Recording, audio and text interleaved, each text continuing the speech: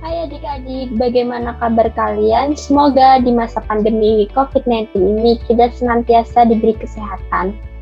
Ada pepatah mengatakan tak kenal maka tak sayang. Untuk itu, perkenalkan nama kakak Zulfa Kamila Islamia, mahasiswi gizi Politeknik Kesehatan Kementerian Kesehatan Semarang, ingin melakukan penyuluhan gizi terkait isi piringku pada remaja usia 16-18 tahun dengan slogan Remaja Sehat, Pribadi Bangsa yang Kuat dengan Isi Piringku.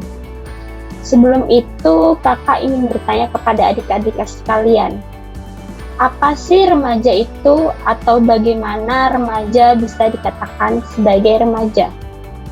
Ada yang bisa menjawab pertanyaan kakak?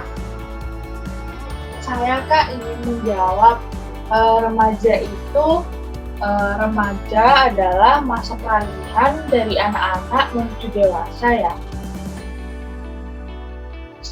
Ya, betul sekali. Saya ulangi sekali lagi ya, jawaban dari adik-adik.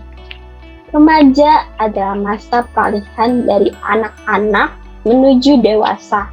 Pada masa ini terdapat berbagai macam perubahan, baik secara fisik, biologis, mental, emosional, dan psikososial.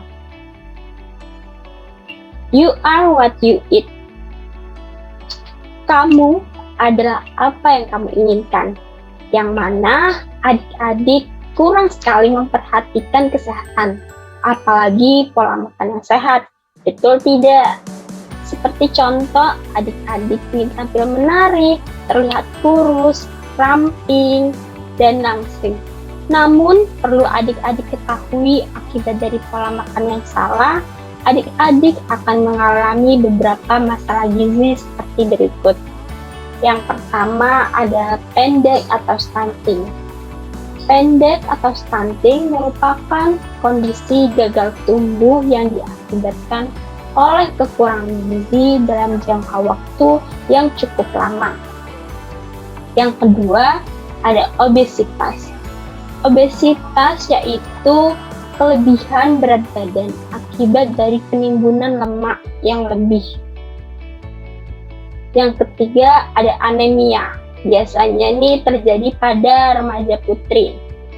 Anemia merupakan keadaan menurunnya kadar hemoglobin dan jumlah sel darah merah di bawah nilai normal. Berikut merupakan data-data yang kakak kumpulkan agar adik-adik lebih percaya nih pada masalah gizi yang telah kakak paparkan tadi. Nah, yang pertama ada Riskesdas tahun 2007 pada anak obesitas laki-laki umur lebih dari 15 tahun sebanyak 13,9%, sedangkan pada anak perempuan umur lebih dari 15 tahun adalah 23,8%. Pada Riskesdas tahun 2010, anak pendek dan kelompok umur 16-18 tahun sebanyak 31,2%, anak kurus pada kelompok umur 16-18 tahun sebanyak 8,9%, dan anak obesitas pada kelompok umur 16-18 tahun lebih tinggi anak perempuan dibandingkan pada anak laki-lakinya. Selanjutnya, Riskesdas tahun 2018.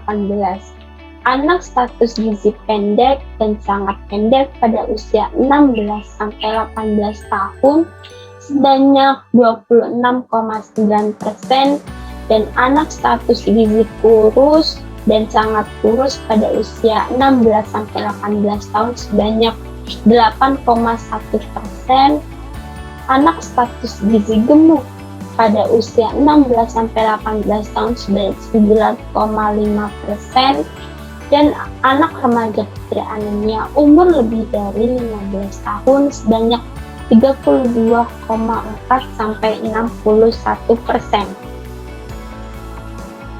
Nah, ini merupakan faktor penyebab dari permasalahan gizi di atas. Beberapa faktor penyebab dari permasalahan gizi di atas yaitu aktivitas fisik yang kurang.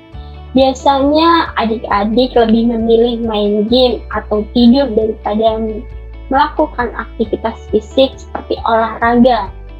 Kemudian pola makan yang salah, serta sering mengkonsumsi makanan cepat saji atau junk food.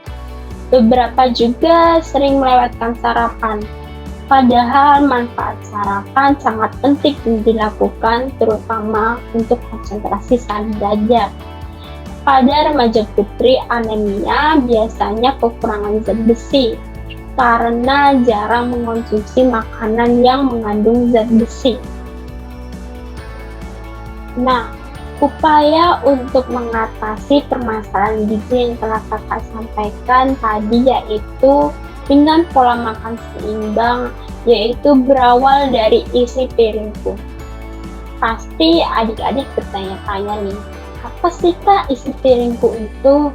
Nah, akan kakak jelaskan ya. Isi piringku merupakan kampanye Kementerian Kesehatan tentang acuan saji sekali makan yang digaungkan sejak tahun 2017 sebagai Pedoman Umum Gizi Seimbang yang sebelumnya telah dikeluarkan tahun 1995. Nah, perbaikan gizi pada remaja melalui intervensi gizi spesifik seperti kenaikan gizi dapat membantu meningkatkan status gizi remaja. Yang ini merupakan gambaran isi piringku yang tersusun atas makanan pokok, lauk nabati, lauk hewani, sayur, dan buah. Makanan pokoknya itu terdiri atas sepertiga porsi. Untuk lauk-lauknya ada 6 porsi, sayurannya ada sepertiga porsi, dan buah-buahannya ada 1/6 porsi.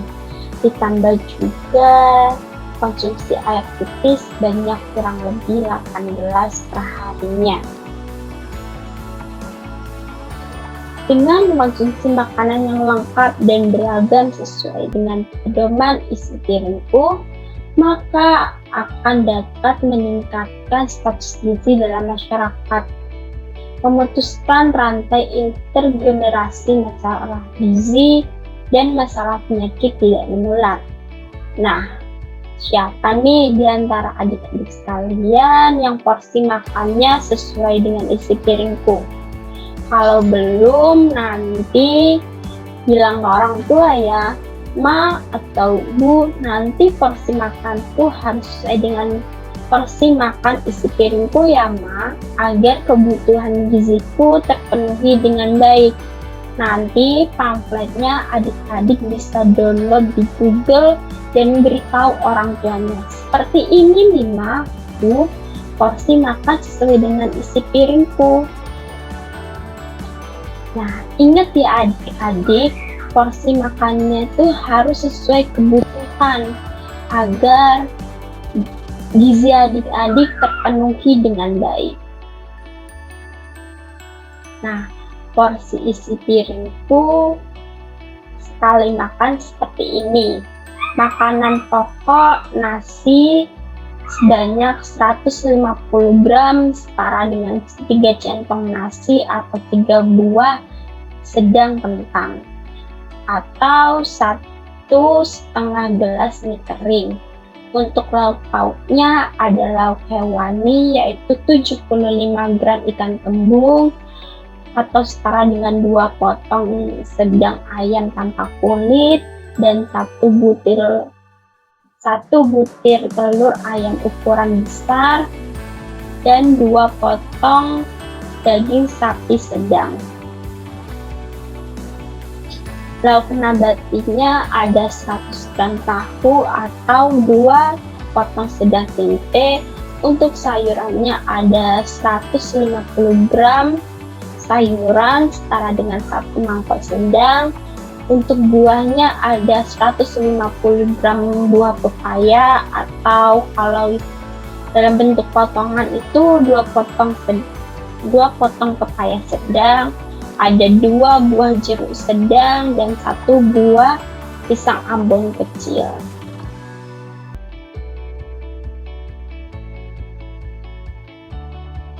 Nah, ini merupakan contoh menu makan sesuai PIP.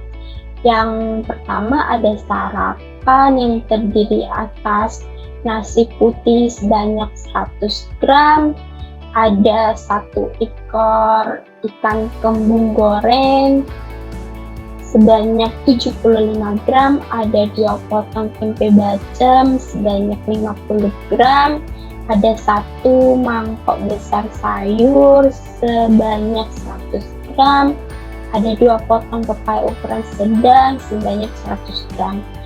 Untuk snack siangnya ada putu ayu, dan makan siangnya ada nasi 100 gram, ayam bakar 50 gram, sambal goreng tahu ada 100 gram, capcay sayur 100 gram, dan buah melon 100 gram. Untuk snack sorenya ada pastel. Nah, makan malamnya dapat berupa mie goreng sebanyak 100 gram, telur balado 60 gram, rolade tahu 50 gram, lalapan yang terdiri atas tomat, kol, timun, dan selada sebanyak 50 gram. Nah, berikut ini merupakan contoh menu yang telah kakak buat, yaitu untuk makanan paginya ada bubur ayam, terus buahnya ada pepaya, dan minumannya ada air putih. Untuk makan siangnya ada gado-gado, buahnya ada apel, dan minumnya es teh. Untuk makan malamnya ada nasi, sayur asem, ayam goreng, tahu goreng, dan buahnya ada pisang, minumnya jus jeruk. Untuk snack pagi dan sorenya itu ada klepon dan arem-arem.